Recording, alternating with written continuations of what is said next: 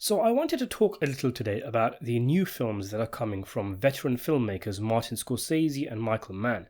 Mann is making a sequel to his classic cops and robbers film Heat, and Scorsese is adapting a book called What Happens at Night. Both films are definitely happening. Scorsese has even started filming. The crew is currently in Prague making the film at the time of the making of this video. It's funny, I remember saying previously that I wasn't going to make a new video on Scorsese's next film until the cameras actually started rolling. Because it's crazy how many new projects he's had announced as his next film.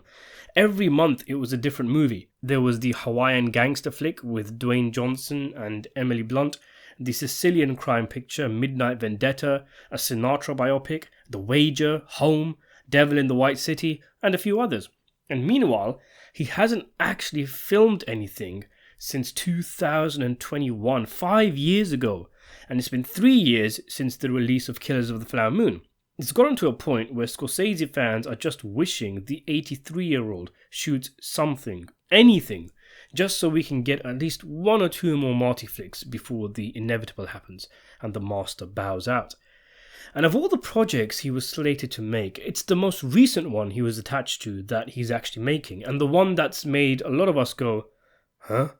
Because What Happens at Night sounds like a very un-Scorsese project. I mean, if there even is such a thing, the guy's filmography is so varied you never really know what he's going to do next. But since he is clearly in a period in his career where he's prioritizing personal projects with themes that matter to him at this late stage in his life, the project What Happens at Night, which sounds rather pulpy for Scorsese, is an odd choice.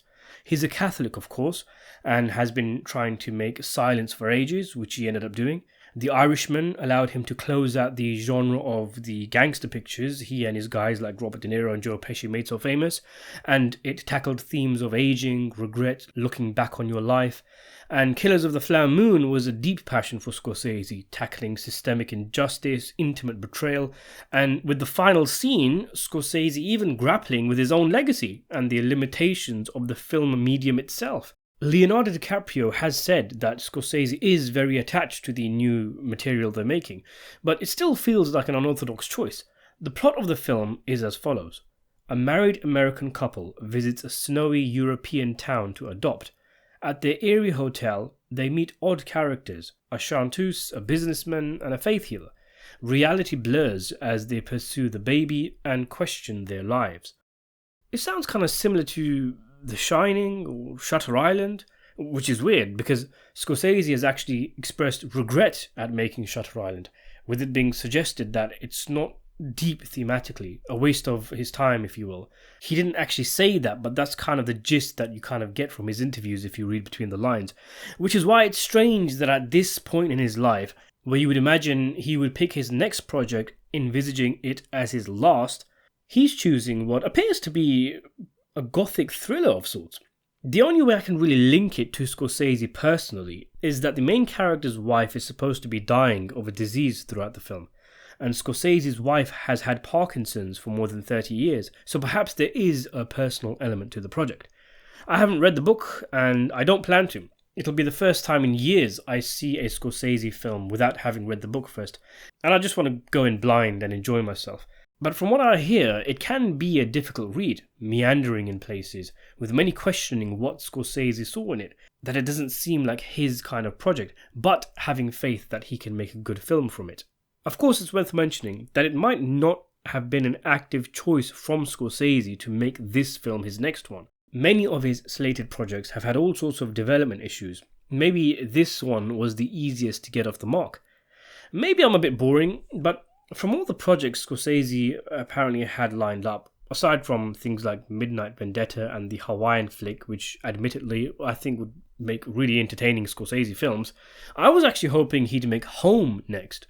The idea of Scorsese going back to something small scale after a series of huge productions, it sounded appealing, but I'm looking forward to What Happens at Night. The film will star Leonardo DiCaprio, again, and will also reteam the actor with his co-star from Don't Look Up, Jennifer Lawrence. That sounds appealing. Lawrence was Hollywood's it girl for a while, but her star power seems to have faded a bit in recent years. But I do think there's a good actress in there, and who better than Scorsese to get her firing on all cylinders? Mads Mikkelsen, Patricia Clarkson, and Jared Harris will also be in the film. This is great news. Clarkson has already worked with Scorsese in Shutter Island, but this will be the first time Scorsese works with Mikkelsen and Harris, who are both fine character actors, and it's exciting to see what they'll deliver.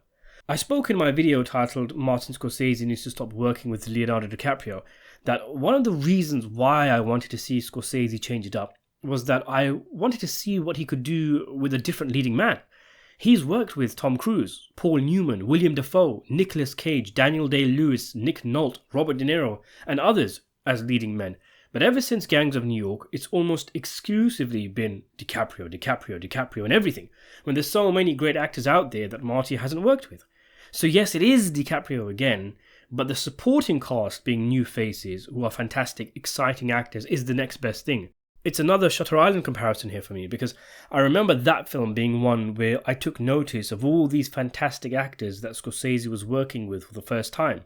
Ben Kingsley, Mark Ruffalo, Max von Sydow, Ted Levine. He tends to do this thing where he uses a handful of the same actors for 2 or 3 films and then ditches them for a new set, simultaneously mixing it up with first-timers. Kingsley did Shutter Island and Scorsese's next film Hugo. Ray Winston was in Hugo and The Departed, Alec Baldwin was in The Departed and The Aviator, and The Irishman and Killers of the Flower Moon had a few crossovers. And What Happens at Night is sounding more and more exciting with these new names being added. After DiCaprio finishes his work on Scorsese's film, he will presumably begin work in the summer on Michael Mann's Heat 2, which he's also starring in. I definitely think DiCaprio wants to have worked with all the big name directors. When you look at his filmography, it's almost exclusively a list of major names. Tarantino, Clint Eastwood, Spielberg, Ridley Scott, Christopher Nolan, James Cameron.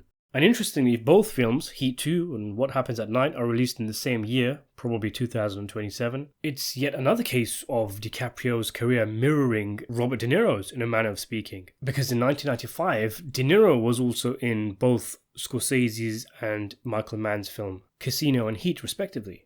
As was previously rumoured, not only is DiCaprio slated to star, but Christian Bale too, who has now confirmed that he is going to be in Chicago to film Michael Mann's film.